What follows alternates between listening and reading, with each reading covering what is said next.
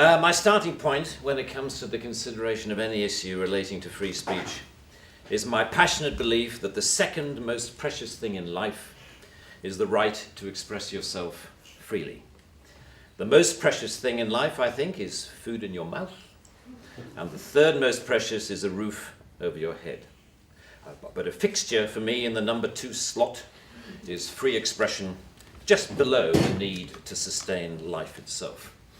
That is because I have enjoyed free expression in this country all my professional life and fully expect to continue to do so. Personally, I suspect highly unlikely to be arrested for whatever laws exist to contain free expression because of the undoubtedly privileged position that is afforded to those of a high public profile. So my concerns are less for myself and more for those more vulnerable because of their lower profile. Like the man arrested in Oxford for calling a police horse gay, or the teenager arrested for calling the Church of Scientology a cult, or the cafe owner arrested for displaying passages from the Bible on a TV screen. When I heard of some of these more ludicrous offences and charges, I remembered that I had been here before in a fictional context. I once did a show called Not the 9 O'Clock News some years ago, and we did a sketch where Griff Rhys-Jones played Constable Savage, a manifestly racist police officer to whom I, as his station commander, is giving a dressing down for arresting a black man on a whole string of ridiculous, trumped-up and ludicrous charges. The charges for which Constable Savage arrested Mr. Winston Kadogo of 55 Mercer Road were these: walking on the cracks in the pavement, walking in a loud shirt in a built-up area during the hours of darkness, and one of my favourites, walking around all over the place. He was also arrested for urinating in a public convenience and looking at me in a funny way. Who would have thought that we would end up with a law that would allow life to imitate art so exactly? I read somewhere a defender of the status quo claiming that the fact that the gay horse case was dropped after the arrested man refused to pay the fine, and that the Scientology case was also dropped at some point during the court process, was proof that the law was working well, ignoring the fact that the only reason these cases were dropped was because of the publicity that they had attracted. The police sensed that ridicule was just around the corner and withdrew their actions. But what about the thousands of other cases that did not enjoy the oxygen of publicity, that weren't quite ludicrous enough to attract media attention? Even for those actions that were withdrawn, people were arrested, questioned, taken to court, and then released. That isn't a law working properly. That is censoriousness of the most intimidating kind, guaranteed to have, as Lord Dear says, a chilling effect on free expression and free protest. Parliament's Joint Committee on Human Rights summarised, as you may know, this whole issue very well by saying, while arresting a protester for using threatening or abusive speech may, depending on the circumstances, be a proportionate response, we do not think that language or behaviour that is merely insulting should ever be criminalised in this way. The clear problem with the outlawing of insult is that too many things can be interpreted as such. Criticism is easily construed as insult by certain parties. Ridicule easily construed as insult. Sarcasm, unfavourable comparison, merely stating an alternative point of view to the orthodoxy can be interpreted as insult. And because so many things can be interpreted as insult, it is hardly surprising that so many things have been, as the examples I talked about earlier show.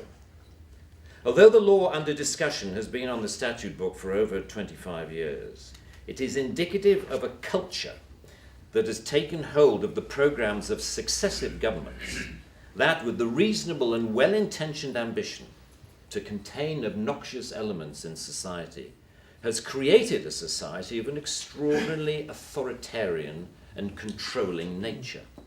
It is what you might call the new intolerance, a new but intense desire to gag uncomfortable voices of dissent. I am not intolerant, say many people, say many softly spoken, highly educated, liberal-minded people. I'm only intolerant of intolerance. And people tend to nod sagely and say, oh yes, wise words, wise words. And yet if you think about this supposedly inarguable statement for longer than 5 seconds, you realize that all it is advocating is the replacement of one kind of intolerance with another, which to me doesn't represent any kind of progress at all. Underlying prejudices, injustices, or resentments are not addressed by arresting people. They are addressed by the issues being aired, argued, and dealt with, preferably outside the legal process. For me, the best way to increase society's resistance to insulting or offensive speech is to allow a lot more of it. As with childhood diseases, you can better resist those germs to which you have been exposed. We need to build our immunity to taking offense so that we can deal with the issues that perfectly justified criticism can raise. Our priority should be to deal with the message, not the messenger. As President Obama said in an address to the United Nations only a month or so ago, laudable efforts to restrict speech can become a tool to silence critics or oppress minorities. The strongest weapon against hateful speech is not repression, it is more speech. And that's the essence of my thesis, more speech. If we want a robust society, we need more robust dialogue, and that must include the right to insult or to offend. And even if, as Lord Dear says, the freedom to be inoffensive is no freedom at all. The repeal of this word in this clause will be only a small step, but it will, I hope, be a critical one in what should be a longer-term project to pause and slowly rewind a creeping culture of censoriousness. It is a small skirmish in the battle, in my opinion, to deal with what Sir Salman Rushdie refers to as the outrage industry. Self-appointed arbiters of the public good, encouraging media-stoked outrage to which the police feel under terrible pressure to react. A newspaper rings up Scotland Yard. Someone has said something slightly insulting on Twitter about someone who we think a national treasure. What are you going to do about it? And the police panic and they scrabble around and then grasp the most inappropriate lifeline of all, Section 5 of the Public Order Act, that thing where you can arrest anybody for saying anything that might be construed by anyone else as insulting. They don't seem to need a real victim. They need only to make the judgment that somebody could have been offended if they had heard or read what has been said. The most ludicrous degree of latitude. The storms that surround Twitter and Facebook comment have raised some fascinating issues about free speech, which we haven't really yet come to terms with. Firstly, that we all have to take responsibility for what we say, which is quite a good lesson to learn. But secondly, we've learned how appallingly prickly and intolerant society has become of even the mildest adverse comment. The law should not be aiding and abetting this new intolerance.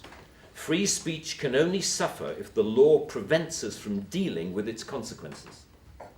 I offer my wholehearted support to the Reform Section 5 campaign. Thank you very much. For more great content, like, subscribe and hit the notification bell.